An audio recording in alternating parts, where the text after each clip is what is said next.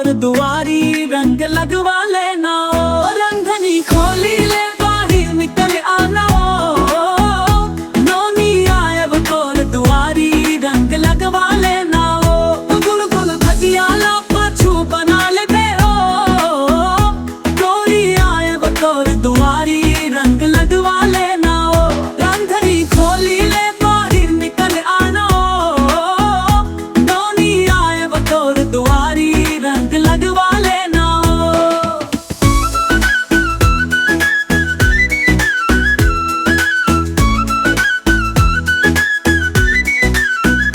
फागुन के बेरा हवे मोर संगवारी रंग औ गुलाल ल बांध के लाए वो गठरी।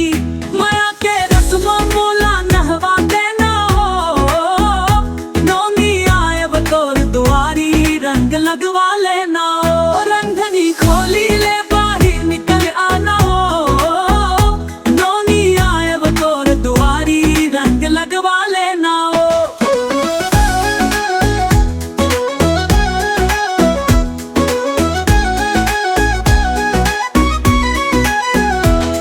फागुन के बेरा हवाई मोर संगवारी रंग औ गुलाल ल बांध के लाए वो गठरी। माया के रस्म मोला नहवा देना। नौनी आए वो तोर दुआरी रंग लगवा लेना। रंधनी खोली ले बाहर निकल आना। नौनी आए वो तोर दुआरी रंग लगवा लेना।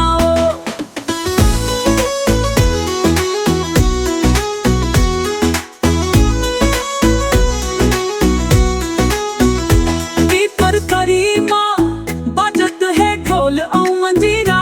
मीत मितान संग झूमप है भीड़ गजीरा।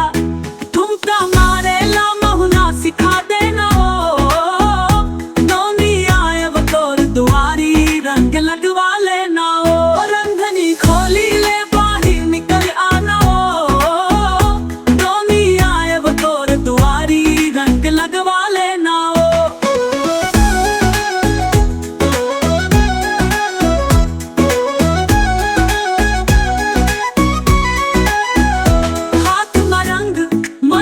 चहकत खुशी तोला सुरता करे वत मन मा छागिस धुक धुकी। ठोकिन मयाला अपन जता देना। नौनी आए वो तोर दुआरी रंग लगवा लेना। गुल गुल भजिया ला पाछू बना ले बे ओ। गोरी आए वो तोर दुआरी रंग लगवा लेना। रंधनी खोली ले बाहर निकल आना।